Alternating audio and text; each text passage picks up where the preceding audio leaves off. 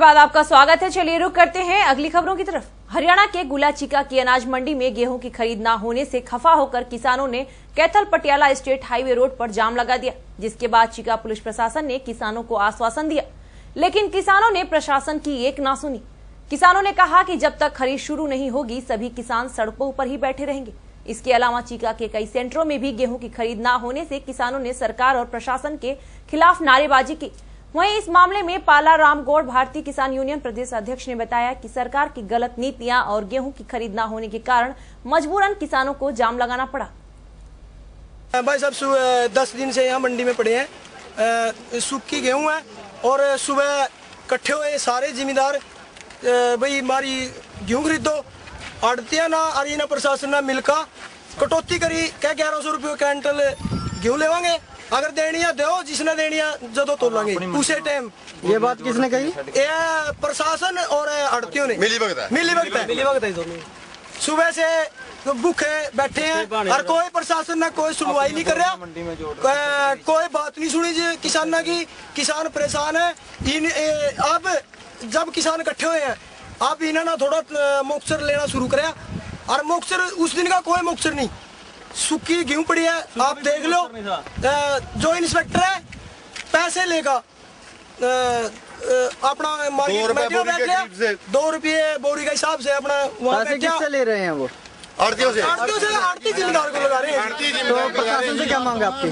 प्रशासन से यही मांगे भाई हमारी 1450 रुपये क्विंटल गेहूं खरीदी जाए और सूखी गेहूं है अभी से बोली स्टार्ट होनी चाहिए और बढ़नी चाहिए। ये कोई जिम्मेदारों से बात नहीं कर रही। जाम जो लगाया गया है, हमारी फसल नहीं बिक रही। बस एक ही मुद्दा है कि हमारी फसल क्यों नहीं बिक रही, क्या कारण है? फसल गिल्ली है छोड़ दो, सूखी फसल तो खरीद दो, लेकिन ये तो सूखी भी नहीं खरीद रहे। हड़ताल हो रही है कि कंडा नहीं चलेगा, कोई कुछ नहीं चलेगा, इनकी सारी इन्हीं की चलेगी। हम किसी खाते के नहीं, किसान किसी खाते का नहीं। खेत में भी मारा गया, मंडी में आके मारेगा, रात में कणक बीज की, कल रात बीजी, आज रात में बूंदा पड़ जाएगी, कौन जिम्मेदार होगा? में तो ये सुनने में हमने आ रही है अभी कटौती होगी भाई, इससे ये 13 ओ भाई बात सुन ले, पता क्या है इसमें कटौती है 3 रुपये 62 पैसे, 3 रुपये 62 पैसे की कटौती होगी। वो किससे होगी? कहते हैं आड़ती से। आड़ती कहते हैं भाई हमारे से क्यों हो भाई, हमारे से भी क्यों हुआ ये कटौती? आज नहीं क्यों चल पड़ी? पीछे के सरकार नहीं आई थी, कहते पीछे के एजेंसियों ने खरीदा नहीं था। ये आज ही नवे कानून कैसे लागू हो गए हैं? क्यों मारे इन किसानों को? एक दाना नहीं कटावेंगे हम बिल्कुल भी भाई, ठीक है? जो हमारी गिल्ली है बेशक ना लो, सूखी लो, ये सरकार की जिम्मेदारी बनती है। ये खरीदो और बेचो अपनी बंद आ जा। रामथड़ी समाधा वही प्रदर्शन कराया हमने, सिस्टम था, लेकिन खरीद नहीं रहे। कई सेंटरों में भी खरीद नहीं है। नहीं कोई खरीद नहीं है। बहुत तगड़ी है जी। यहाँ जमींदार की जो गेहूं है 11 मुक्त चला रहा, खरीद नहीं हो रही, बारदाना आ रहा लेकिन बारदाना नहीं उतार रहे। आड़ती और इंस्पेक्टर जो है सारे मिली भगत है, और जो शेड है, शेड के नीचे बोरियां लगाई है। जिम्मेदार की फसल बाहर पड़ी है, जो बारिश में खेतों बाहर पड़ी है मंडी में, जो बीच जल रही है, तो मुक्त सिर्फ 11 आ रहा। सरकारी खरीद कितने की है? 1450 खरीद है। और ये कह रहे हैं पहले सवेरे कहा भाई 1100 रुपये जिन्हें तलवानी तलवाओ और नहीं अपना उसके बाद कोई नहीं है। ये बात किसने कही? ये आड़ती और ये इंस्पेक्टर मिली भगत है सब। ये 2% तो ले रहे हैं अपना इंस्पेक्टर और 4% ले रहे हैं ये जो अपना एक्स सेक्रेटरी। तो क्या नाम है एक्स सेक्रेटरी का? सेक्टर नाम तो मेरे को मालूम नहीं है, बात ही नहीं करी। हमारे साथ बात नहीं करी। हम सवेर के भूख मारे खड़े हैं, कम से कम भी सवेर के कम से कम 200 आदमी 400 आदमी वहाँ रोड के ऊपर खड़े हैं, किसी ने कोई सुनवाई नहीं करी अभी तक कोई प्रशासन से कोई हमारी मांग नहीं पूरी, कोई सुनने के लिए नहीं आया। तो हमारी यही मांग है हमारा मुक्तर 11 हमारा नाच तुलवाया जाए। 8 दिनों से बैठे हैं, 8-10 दिन से यहाँ बैठे हैं और बारदाना ट्रक बाहर खड़े हैं, तलवा नहीं रहे और तलवा नहीं रही कड़क। क्या कारण है तो क्या आश्वासन देकर आपने ये जाम खुलवाया? जो इन्होंने जाम लगाया किसानों ने, इनकी कुछ समस्याएं थी यहाँ पे, कुछ खरीद में इनका दिक्कत आ रही थी, वो इन्होंने बताया। प्रशासन के नॉलेज में आई है बात, हमने अपना उच्च अधिकारियों को बताया और इनका समाधान जो है यहाँ पर आज ही होएगा और उसके बाद यहाँ से जगह छोड़ें। ओलंपिक और राष्ट्रमंडल खेलों में पदक जीतने वाले खिलाड़ियों को सरकार भारी धनराशि इनाम के रूप में देती है, लेकिन दूसरी ओर कड़ी मेहनत से खेलकर स्कूल, जिला, प्रदेश का नाम ऊंचा करने वाले नेशनल खिलाड़ियों को खेल सुविधाएं मिलना तो दूर, उन्हें पेट भर खाने के लिए जमींदार और किसानों के खेत में गेहूं की कटाई करनी पड़ रही है। देखिए एक रिपोर्ट।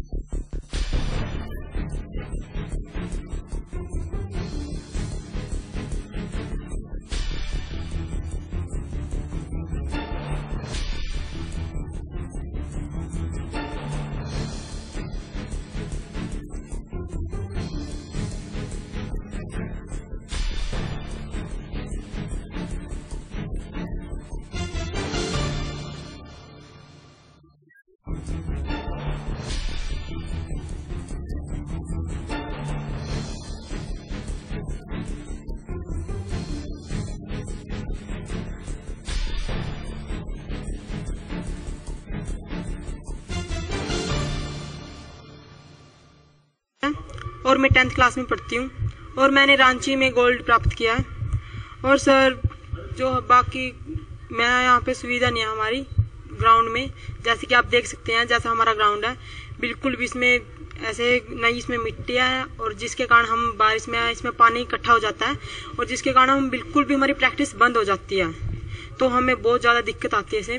और एक सर हमारा ग्राउंड यहाँ पे 200 का है और आगे हमें जाके 400 को मिलता है और जिससे हमें बहुत ज़्यादा दिक्कत होती है। हम 200 में प्रैक्टिस करते हैं लेकिन 400 में एकदम से प्रैक्टिस करनी बहुत मुश्किल हो जाती है, जैसे कि आप भी समझते हैं। ये साल से फुटबॉल खेल रही हूँ और हम यहीं पे गाँव में ही प्रैक्टिस करते हैं शाम को। गवर्नमेंट सीनियर सेकेंडरी स्कूल में पढ़ती हूँ मैं, जिला कैथल, और मैं स्कूल में गवर्नमेंट सीनियर सेकेंडरी स्कूल में पढ़ती हूँ मैं। सर मैं 3 साल से खेल रही हूँ यहाँ पे और मैंने रांची में गोल्ड प्राप्त किया।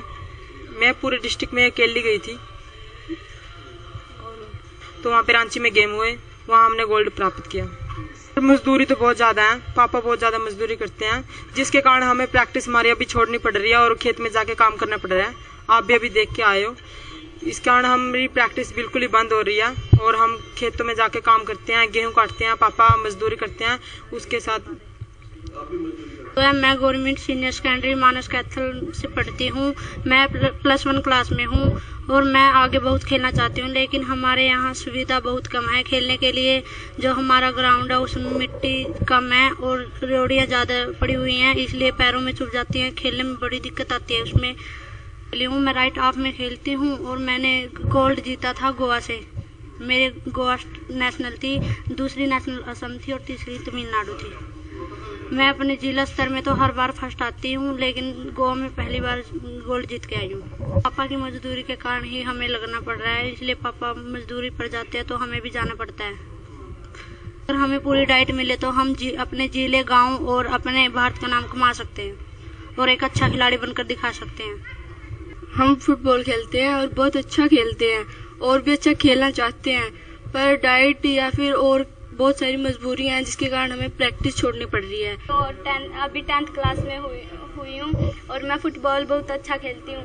मेरी थोड़ी अब की बार मेरे नेशनल नहीं हुआ था क्योंकि मेरी प्रैक्टिस में थोड़ी कमी थी, लेकिन अब की बार मैं उससे भी ज़्यादा प्रैक्टिस करके नेशनल खेलने जाऊँगी। गरीबी के कारण भी है और डाइट भी नहीं मिलती और ग्राउंड भी छोटा है, उसके कारण भी थोड़ा वो होता है। प्रेम प्रसंग में लड़के के परिजनों ने पिटाई के बाद एक युवक को यमुना नहर में फेंक दिया। पता चलते ही मौके पर लड़के के परिजनों के अलावा भारी संख्या में लोग मौके पर जमा हो गए।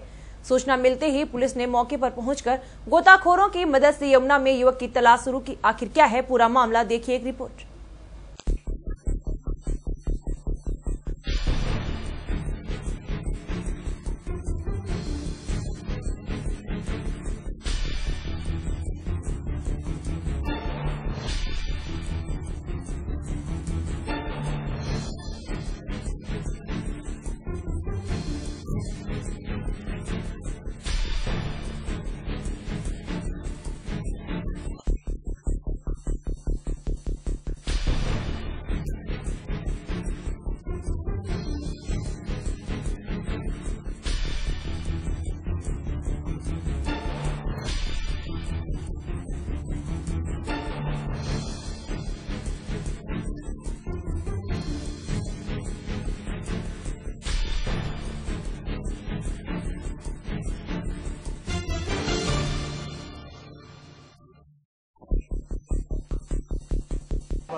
मेरे चाचा का लड़का था ये, उनकी लड़की थी और ये लड़का था, तो इनमें आपस में चल रहा था कुछ।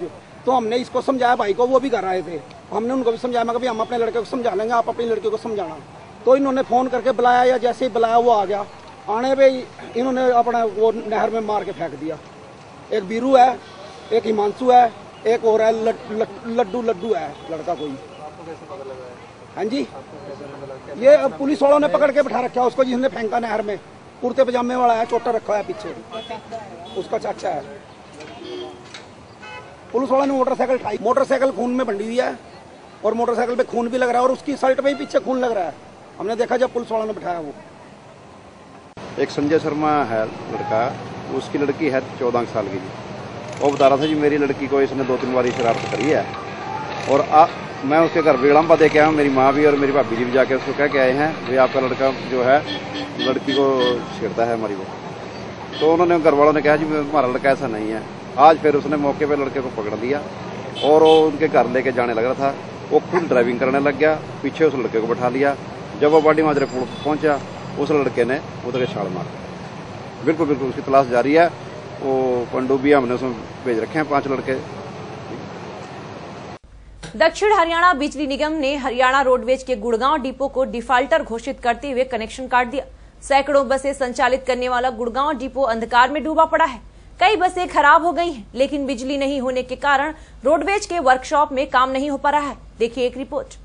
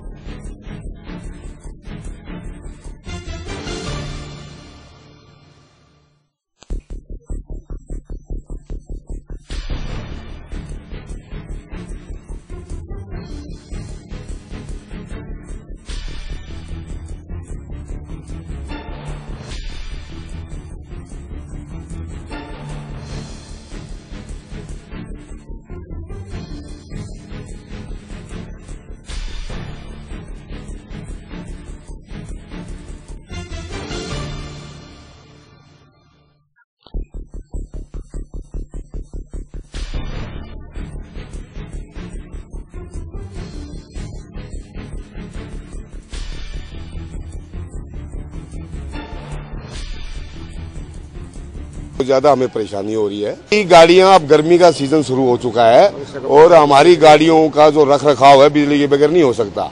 और क्योंकि हमारा पंप है, ऑपरेट होता है वो बिजली से होता है, हमारी जो मशीनें चलती है सारी बिजली से चलती है और जो मेंटेनेंस के लिए बहुत ही आवश्यक है बिजली। लेकिन जनरेटर से हमारी जो भारी मशीनरी वो नहीं चल पाती, इसलिए बहुत ज्यादा दिक्कत है। और हम ये कहना चाहते हैं बिजली विभाग को, हम ये अनुरोध करते हैं कि हमारा जो कनेक्शन उन्होंने कल काटा है वो जल्दी से उसको जोड़े। अगर कोई पेनल्टी का मामला है वो बैठ करके सुलझा सकते हैं हम, लेकिन हम पूरी वर्कशॉप की लाइट बिजली विभाग ने काट दी है। उनका कहना है कि भाई आपके पास लगभग 1.5 करोड़ रुपए का आउटस्टैंडिंग है, आप वो जमा कराइए, नहीं तो आपकी लाइट काट दी जाएगी। हमारा ये कहना है कि ये जो 1.5 करोड़ रुपया आउटस्टैंडिंग दिखा रहे हैं ये सरासर गलत है। यहाँ पे ये केस बहुत पुराना है। हुआ ये था कि 99 के अंदर यहाँ पे एक टायर प्लांट लगाया गया था और उस टायर प्लांट को जब लगाया गया तो उसका लोड चेक करने के लिए इन्होंने बिजली विभाग को लिखा हुआ था। तो जैसे बिजली विभाग से फोरमैन वगैरह आए तो यहाँ उनका थेफ्ट का केस बना के चले गए कि भाई आप तो बिजली चोरी कर रहे हो।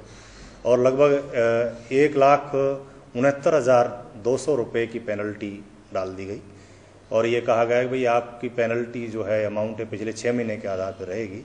लेकिन बाद में जब उनको कहा गया कि तो 1 महीना ही हुआ है इसको लगे हुए, तो ये 28,000 रुपये में मामला तय हो गया और 28,000 रुपये भी जमा करा दिए गए, जो कि हमारे रिकॉर्ड में मौजूद है। जो हमारा रोडवेज का लेज़र है उसमें बाकायदा लिखा हुआ है कि 28,000 रुपये जमा करा दिए गए हैं और उससे संबंधित दस्तावेज भी हैं। उसके पश्चात ये आउटस्टैंडिंग रहे, ये बिजली विभाग की तरफ से ये 1,69,200 रुपये का केस फाइल नहीं किया गया और ये आउटस्टैंडिंग अमाउंट लगातार जुड़ता रहा। इस पे इंटरेस्ट वगैरह जो भी पेनल्टी लगती रही होगी और वो बाद में लगभग 15 लाख के आसपास का अमाउंट ये हो गया। लगातार रेगुलरली बिल जमा हो रहे हैं। ये लेजर आपके सामने है, आप भी देखेंगे कि हर महीने का बिल जमा हो रहा है। रेगुलरली बिल जमा इस विभाग की तरफ से हो रहे हैं। उसके बाद डीसी साहब के साथ 2002 में एक मीटिंग हुई जिसमें ये निर्णय लिया गया कि भाई 10 लाख रुपए आप जमा करा दी। खबर हरियाणा में फिलहाल इतना ही। खबरों का सिलसिला जारी रहेगा। हमें दीजिए इजाजत। नमस्कार।